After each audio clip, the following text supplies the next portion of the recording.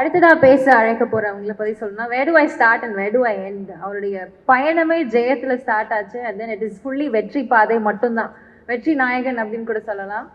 இவருடைய பெர்ஃபார்மன்ஸ் எல்லாமே யூஸ்வலாக ரொம்ப இம்பாக்ட்ஃபுல்லாக இருக்கும். அந்த படமோ இல்லை அந்த படத்துடைய கேரக்டர் மட்டும் சொன்னால் போதும், ஹிஸ் இமேஜ் நம்மளுக்கு மண்டையில் ஆட்டோமேட்டிக்காக வந்துடும். ஃபார் இன்ஸ்டன்ஸ் பொன்னியின் செல்வன் சொன்னாலே போதும், நமக்கு வேற எந்த ஃபேஸுமே ஞாபகம் வராது, இட்ஸ் ஜஸ்ட் ஹிம். அவ்வளோ அழகான impactful performance in every movie of his. And getup போடுறது அவருக்கு புதுசு கிடையாது, ஆனால் இந்த படத்தில் ஒரு புதுசான கெட்டப் போட்டிருக்கிறாரு. ஸோ சைரன் படத்தில் அவருடைய அனுபவம், அவருடைய ஒர்க் எப்படி இருந்தது அப்படின்னு பற்றி ஷேர் பண்ணுறதுக்காக I would like to hear it from him. So let's welcome the handsome and charming hero. வாங்க சார் ப்ளீஸ். எஸ், நீங்க தான் ஜெயம் ரவி அவர்கள். எஸ்.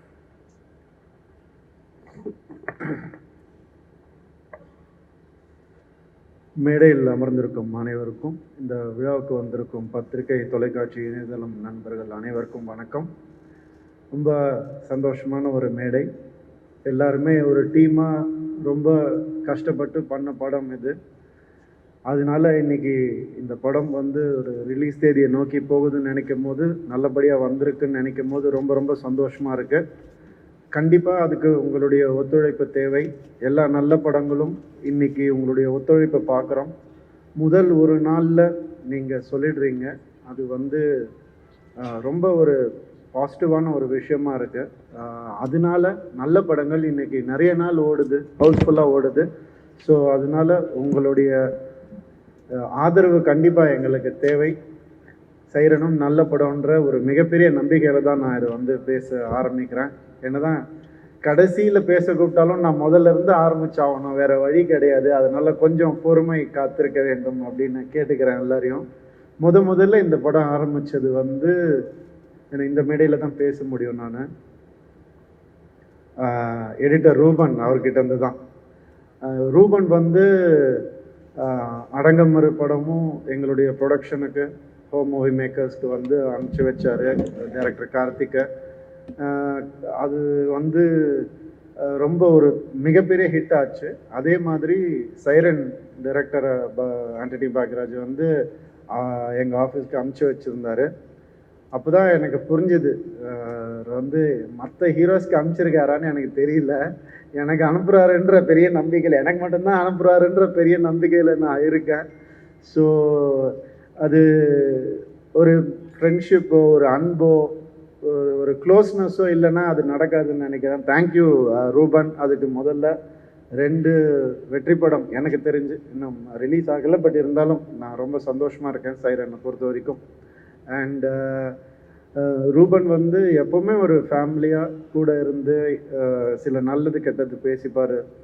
அண்ட் எனக்கு மட்டும் இல்லை, அவர் டைரக்டருக்கும் ரொம்ப க்ளோஸ். அதனால எது அவருக்கு சொல்லணும், எது சொல்லக்கூடாது, எது பேப்பர்லேயே கட் பண்ணணும் அப்படின்ற வரைக்குமே அவர் ஒரு கைட் பண்ணியிருக்காரு. ஸோ அந்த ஒரு சப்போர்ட் இருக்கிறதுனால அவர் ஆரம்பித்து வச்சார் சைரனை. அதுக்கப்புறம் இது ஒரு ப்ரொடியூசர்கிட்ட நாங்கள் எடுத்துகிட்டு போகணும்னு நினைக்கும் போது கண்டிப்பாக எனக்கு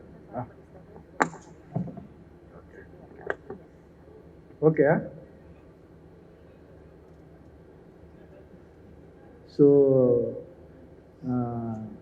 அம்மான்னு தான் சொல்லணும் அவங்கள. அவங்க பொண்ணுக்கும் எனக்கு 2.5 வயசு தான் வித்தியாசம். ஸோ எனக்கும் அம்மா மாதிரி தான் அவங்க, சுஜாதா அம்மா. அவங்க இந்த படத்தை விடவே இல்லை, கதையை கேட்டுட்டு. நான் கூட கேட்டு பார்த்தேன் அவங்கக்கிட்ட. இன்னொரு ப்ரொடியூசர் கேட்குறாங்க, இந்த கதை கொஞ்சம் நான் வேணா எடுத்துகிட்டு போட்டோமான்னு. ஆக்சுவலாக சொத்து கேட்டால் கூட கொடுத்துருவாங்க அவங்க, கதையை கொடுக்கவே இல்லை கடைசி வரைக்கும் அவங்க. ஏன் அப்படி சொல்கிறேன்னா, ஏன்னா இந்த கதை ஒரு டீமாக அவங்க எல்லாரு கூடயும் பழகிட்டாங்க, அது ஒரு படமாக அவங்க பார்த்துட்டாங்க. ஸோ இது கண்டிப்பாக நம்ம தான் பண்ணணும் அப்படின்ற ஒரு பெரிய நம்பிக்கையில் இருந்தாங்க. முதல் நம்பிக்கை ஒரு படம் ப்ரொடியூசருக்கு தான் வரணும். ஹீரோ மற்றவங்க எல்லாம் டெக்னீஷியன்ஸ்லாம் தாண்டி இந்த படத்தை நான் ஆடியன்ஸ் கிட்ட போய் ஒழுங்காக கொண்டு போய் சேர்ப்பேன்ற ஒரு நம்பிக்கை ப்ரொடியூசர்கிட்டேருந்து ஆரம்பிக்கணும். அந்த நம்பிக்கை அவங்கக்கிட்டேருந்து ஆரம்பிச்சதுனால நான் ரொம்ப ஹாப்பியாக இருந்தேன். அவங்க நிச்சயமாக அதை நல்லபடியாக கொண்டு போய் சேர்த்துருவாங்கன்னு. இன்றைக்கி அதுக்கான நேரம் வந்துருச்சு. Thank you aunty, thank you so much. இதை இதுக்கு மேலே ஒரு சிறப்பாக பண்ணியிருக்க முடியாது. அது உங்களுடைய ஒத்துழைப்பும், உங்களுடைய அன்பும், உங்களுடைய சாப்பாடும், ப்ரொடக்ஷனில் போட்டு சாப்பாடும் இல்லைன்னா அது ரொம்ப கஷ்டம். ஸோ அவங்களுக்கு இது ஒரு மிகப்பெரிய சக்ஸஸாக வரணும்னு நான் வந்து ஆசைப்படுறேன். அடுத்தது வந்து ஜிவி பிரகாஷ் அவர்கள் அடுத்த மியூசிக் டைரக்டர்னு யார் இந்த படத்து, ஏன்னா எமோஷன் ரொம்ப ப்ளே ஆகிருக்கு சைரன், அதனால எமோஷனை வந்து அழகாக கொண்டு வரக்கூடிய ஒரு மியூசிக் டைரக்டராக தான் போகணும் அப்படின்னு நினச்சோம். நீங்கள் நிமிர்ந்த நெல் பார்த்துருப்பீங்க, அதில் வந்து எனக்கு எங்களுடைய ஃபர்ஸ்ட் காம்பினேஷன் எந்தோ ஜிவி இதுவும் கனி அண்ணன்து. ஸோ ஜிவி வந்து ரீரெக்கார்டிங்கில் வந்து அந்த படத்தை வந்து எங்கேயோ தூக்கிட்டு போயிருப்பார். அந்த ஒரு ஹீரோவுடைய எமோஷனை, ஒரு டைரக்டருடைய டயலாகை அந்த பின்னணி இசையில் பார்க்கும் போது உண்மையாகவே சிலிர்க்க வைக்கிற ஒரு மியூசிக்காக தான் இருக்கும். ஸோ அதனால தான் ஜிவி தான் இந்த படத்தை கண்டிப்பாக பண்ணணும்னு ஆசைப்பட்டோம். அவர்கிட்ட போய் சொன்னோம், அவர் உடனே நிச்சயமாக நான் பண்ணுறேன்னு. அவரும் ஒரு ஃபேமிலி மாதிரி தான். அண்டு அவர் ஆல்சோ அவர் ஒரு கதாநாயகன், அதனால் அவருக்கு வந்து இன்னும் ஊடுருவி வந்து பார்க்கக்கூடிய தன்மை இருக்குது அவருக்கு ஒரு கதாபாத்திரத்தை. அது எங்களுக்கு ரொம்பவே ஹெல்ப் ஆகிருக்கு. எப்போவுமே சொல்லிகிட்டே இருப்பார், இந்த சீன் நல்லா இருந்துச்சு, நான் திடீர்னு ஃபோன் பண்ணி ஒரு நாள் சொல்லுவார். ரொம்ப சந்தோஷமாக இருக்கும் கேட்கும் போது. அது ஆட்டோமேட்டிக்காக அவர் இன்வால்வ் ஆகிடுவார். அது உண்மையாகவே நமக்கு இந்தியாவில் ஒரு மிக சிறந்த ஒரு மியூசிக் டைரக்டர் ஜிவி அவர்கள். ரொம்ப சந்தோஷம் உங்கள் கூட எப்போ ஒர்க் பண்ணாலும் எனக்கு. கீர்த்தி சுரேஷ் நெக்ஸ்ட்டு நாங்கள் அப்ரோச் பண்ணோம். ஏன்னா இந்த படம் வந்து ஒரு ஸ்ட்ராங்கான ஒரு ஃபீமேல் கேரக்டர் தேவைப்பட்டது. நான் கூட டைரக்டர் நானும் டிஸ்கஸ் பண்ணோம், நம்ம ஏன் அறியாமல் வந்தது தான் இந்த ஒரு ஸ்ட்ராங் ஒரு ஃபீமேல் கேரக்டர் வேணும்னு. நம்ம நார்த்லேருந்து வில்லனை கூப்பிட்டு வந்திருக்கலாம், என்ன வேணால் பண்ணியிருக்கலாம். பட் கீர்த்தி வந்து மைண்டில் வச்சு அவர் வந்து ஒர்க் பண்ண ஒரு கேரக்டர் அண்ட் ஃபீமேல் ஓரியன்ட் தான் வேணும் அப்படின்னு. ஏன்னா அது கிளைமேக்ஸ் நீங்கள் பார்க்கும்போது அதுக்கான முழு அர்த்தமும் புரியும். அது ஏன் அப்படி ஆரம்பிச்சது, எதனால் வந்து சண்டே ஆச்சு, எதனால எங்கே வந்து முடிஞ்சதுன்னு கிளைமேக்ஸ் பார்க்கும்போது அந்த உணர்வு நமக்கு வரும். ஒரு அழகான ஒரு ஒரு உணர்வு அது. இந்த படமே அந்த கிளைமேக்ஸ் காட்சியை வச்சு தான் நகரும் ஒவ்வொரு சீனுமே. ஸோ அந்த வகையில் வந்து கீர்த்தி மகாநட்டின்ற ஒரு படம் நம்ம எல்லாம் பார்த்துருப்போம். அது ஒரு படம் போகிறோம் அவங்களுக்கு லைஃப்பில், அந்த ஒரு கெரியரில் அந்த ஒரு நல்ல படம் பண்ணிட்டோன்ற சந்தோஷம் வந்து அவங்களுக்கு எப்போவுமே இருக்கும். நல்ல படம் பார்த்தோன்ற சந்தோஷம் நமக்கு எப்போ ஏற்படும். ஸோ கீர்த்தி வந்து இந்த கேரக்டர் வந்து நீங்கள் நம்பவே மாட்டீங்க. அவங்க வந்து ஒரு ஸ்கூல் புதுசாக சேர்ந்த ஒரு ஸ்டூடெண்ட் மாதிரி, ஆக்டிங் புதுசாக கற்றுக்கிற ஒரு ஸ்டூடெண்ட் மாதிரி டைரக்டர்கிட்ட வந்து இது கரெக்டாக, நான் இப்படி நிற்கலாமா, இந்த கேப்பு வந்து இப்படி இங்கே வைக்கலாமா, இந்த போஸ்டர் கரெக்டாக இருக்கான்னு ஒவ்வொன்றா கேட்டு கேட்டு கேட்டு அவங்க பண்ணிட்டு இருக்கும்போது அதனால தான் அவங்க இவ்வளோ பெரிய ஒரு ஆக்டர்ஸ் ஆயிருக்காங்க, அவங்களுக்கு இவ்வளோ ஃபேன்ஸ் இருக்காங்கன்றது வந்து உண்மையாகுது. இல்லைன்னா சாதாரண உழைப்புனாலலாம் அப்படி ஆகாது. பயங்கர ஒரு ஹார்ட் ஒர்க்கர் கீர்த்தி. ஸோ ரொம்ப ஹாப்பி நான் அவங்க கூட ஒர்க் பண்ணது. அண்ட் இந்த கதாபாத்திரத்தை மிகச்சிறப்பாக பண்ணியிருக்காங்க. அதுக்கப்புறம் கனியண்ணன் இன்னொரு ஸ்ட்ராங் கேரக்டர் ஒரு தேவைப்பட்டது எங்களுக்கு. அந்த கேரக்டர் வந்து நாங்கள் யோசிக்கும் போதே இந்த மாதிரி பண்ணாதவங்க, இந்த மாதிரி பேசாதவங்க தான் எங்களுக்கு வேணும் அப்படின்னு. ஏன்னா அவர் நிறைய சமுதாய கருத்தை வந்து அவருடைய வார்த்தைகளால் நமக்கு எப்பவுமே சொல்லிக்கிட்டே இருப்பார். படங்கள்லையும் சரி, நேரில் பார்க்கும் போதும் சரி. ஆனால் அவர் வந்து நெகட்டிவாக இருந்தால் எப்படி இருக்கும் அப்படின்னு அவரே சொல்லுவார், டேய் நான் இதெல்லாம் பேசக்கூடாதுன்னு சொல்கிறவனை வந்து பேச வைக்கிறியப்பா அப்படின்னு கேட்டார். ஆனால் இது அப்படி பண்ணுங்க நான் நல்லாயிருக்கும் அப்படின்னு சொன்னேன் நான். ஸோ அவர் சரிப்பா நம்ம ஒன்றா ஒர்க் பண்ணதில்லை, நீயும் நானும் ஒன்றா ஆக்ட் பண்ணதில்லை, நான் ஒன்று டைரக்ட் பண்ணியிருக்கேன் அது வேறு, அதனால நான் பண்ணுறேன், ஓகே ரவி சொல்கிறேன், நான் ஓகே நான் கேட்குறேன் அப்படின்னு ஒரு எந்த விதமான ஒரு இன்ஹிபிஷனும் இல்லாமல் எங்கள் டீம் கூட வந்து ஐக்கியமாகி அப்படியே ஆரம்பித்தது தான். அவர் நானும் வந்து நிறைய நல்ல விஷயங்கள் பேசியிருக்கோம். அப்போ அவர் நானும் டைரக்டர், புது டைரக்டர் வேறு இல்லையா, அப்படியே பார்த்துப்போம் ரெண்டு பேரும். ஒன்றும் பேசிக்க கூட மாட்டோம், நல்லா பண்ணுறாரா இது எதுவும் கேட்டுக்க மாட்டோம். அவர் இப்படி தலையாட்டுவார், நான் இப்படி தலையாட்டுவேன், நல்லபடியாக போயிட்டுருக்கு அப்படின்றதுக்கான ஒரு ஒரு சிம்பிள் அது. நல்லா போயிட்டுருக்கு, நல்லா பண்ணுறாரு அப்படின்றதுக்கான ஒரு சிம்பிள். ஏன்னா அவர் எவ்வளோ பெரிய டைரக்டர் நமக்கு தெரியும். ஸோ அவர் வந்த ஸ்கூல் அதை விட பெரிய ஒரு ஸ்கூல். ஸோ அவருடைய நாலேஜ், டைரக்ஷனுடைய நாலேஜ் என்னன்னு நம்ம எல்லாருக்குமே தெரியும். ஸோ அவர் இருக்கிறது எங்களுக்கு ஒரு மிகப்பெரிய சப்போர்ட் இந்த படத்தில்.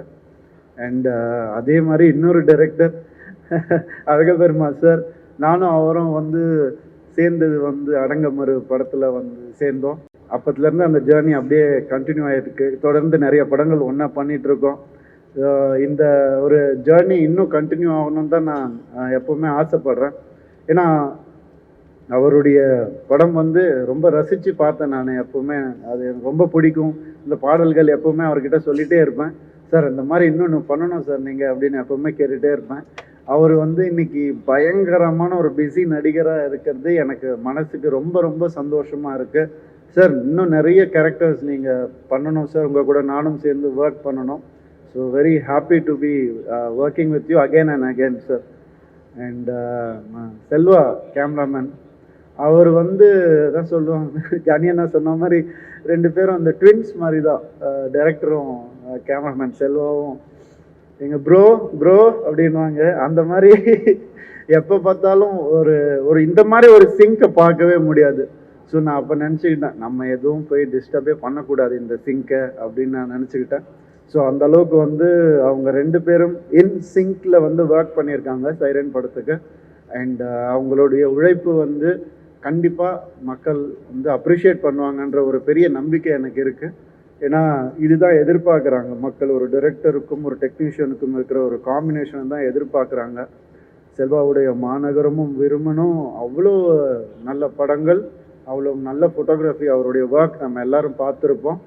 ஸோ அவர் இந்த படத்தை வந்து ஒத்துக்கிட்டு பண்ணது எங்களுக்கு ரொம்ப சந்தோஷமான ஒரு விஷயம்.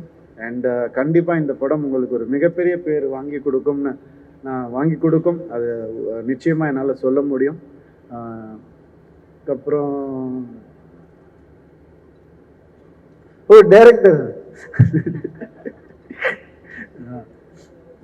டைரக்டர் ஆண்டனி பாக்யராஜ், எல்லாரும் நல்லா, நீங்கள் எல்லா மீடியாலேருந்து எல்லாருமே வந்திருக்கீங்க. உங்கள் எல்லாருக்குமே நான் கண்டிப்பாக ஒரு விஷயத்தை நான் வந்து சொல்ல முடியும்.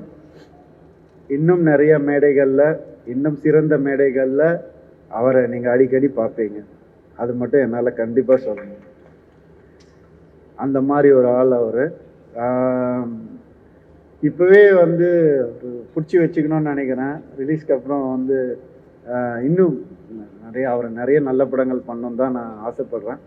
அவர் சொன்ன மாதிரி நான் புது டைரக்டர் கூட பண்ணுறேன், புது டைரக்டர் இன்ட்ரடியூஸ் பண்ணுறேன், அது ஹிட் ஆகுது, அவங்களுக்கு நல்ல பேர் வருது. அதெல்லாம் தாண்டி நான் வந்து ஒரு கருவியாக தான் இருக்கேன். நான் வந்து ஒரு கார் மாதிரி தான். அவங்க தான் அதை வந்துட்டு ட்ரைவ் பண்ணுறது, அது வந்து அவங்க எடுத்து செல்வது அவங்க தான், என்னை வந்து கூட்டி செல்வது அவங்க தான்.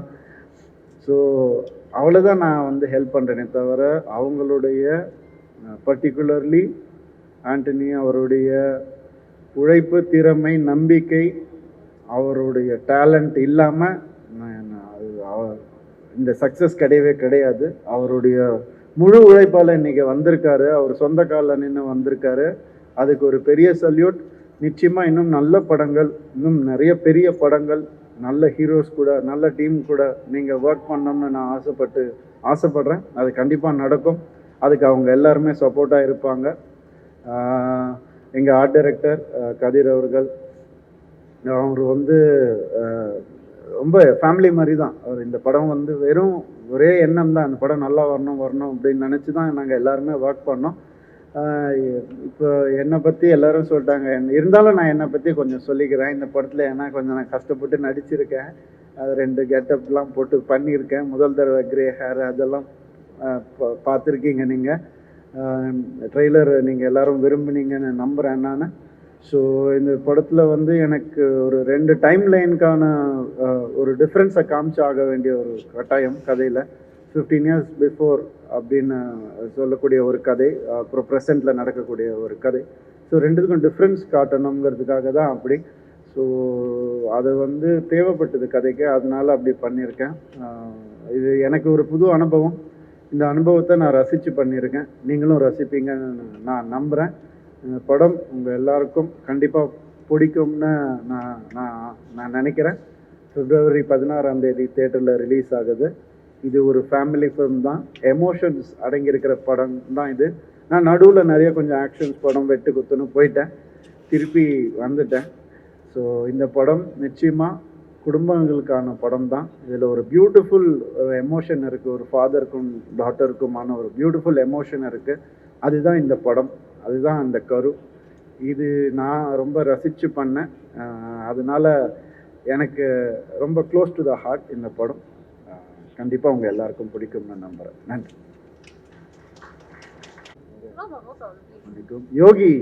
யோகி பாபு வந்து நானும் அவரும் வந்து இவங்கள மாதிரி தான், ட்வின்ஸ் மாதிரி தான். ஷூட்டிங் ஸ்பாட்டில் எப்போ இருந்தாலும் ஒன்றா தான் இருப்போம், ஒன்றா தான் சேர் போட்டு உட்காந்துப்போம், ஒரே ஃபேன் தான் வச்சுப்போம். ஸோ இந்த மாதிரி தான் நானும் அவரும் எல்லாரையும் இப்படி தள்ளி விட்டுருவோம், நாங்கள் 2 பேர் பேசணும் தள்ளுங்கன்னு. ஸோ அந்த அளவுக்கு தான் எனக்கு ரொம்ப பிடிக்கும் அவரை. அவர் வந்து எப்பவும் ஒரே மாதிரி இருக்கக்கூடிய ஒரு மனிதர். கோமாளியில் வந்து அவர் இல்லாத சீன்ஸே இல்லை எனக்கு. அவர் கூடயே தான் பண்ணிட்டு இருந்தேன். ஏன்னா அந்த கதை அப்படி, அதுக்கு அவர் தேவை அப்படின்றதுனால. அதை தாண்டி ஒரு நல்ல மனிதர், அவர் நல்ல எண்ணம் கொண்டவர். இந்த படத்தில் பர்டிகுலராக அவருக்கு வந்து கோமாளி படம் மாதிரி முழுக்க முழுக்க ஒரு ட்ராவல் இருக்குது. நாங்கள் எங்கள் 2 பேருடைய ட்ராவல் இருக்குது. அது ரொம்ப அழகாக அமைஞ்சிருக்கு, ஆர்கானிக்காக அமைஞ்சதுன்னு தான் சொல்லணும். அது ரொம்ப அழகாக எழுதியிருந்தார் டைரக்டர். ஸோ இது வந்து ஒரு நல்ல ஒரு காம்பினேஷன் எங்களுக்கு திருப்பி கிடச்சிருக்குன்னு நினைக்கும் போது ரொம்ப சந்தோஷமாக இருக்குது. அண்ட் அனுபமா அவங்களும் ஒரு நல்ல ஒரு கதாபாத்திரம் பண்ணியிருக்காங்க. நிச்சயமாக அவங்களுக்கும் ஒரு நல்ல பேர் கிடைக்கும். நன்றி. தேங்க்யூ.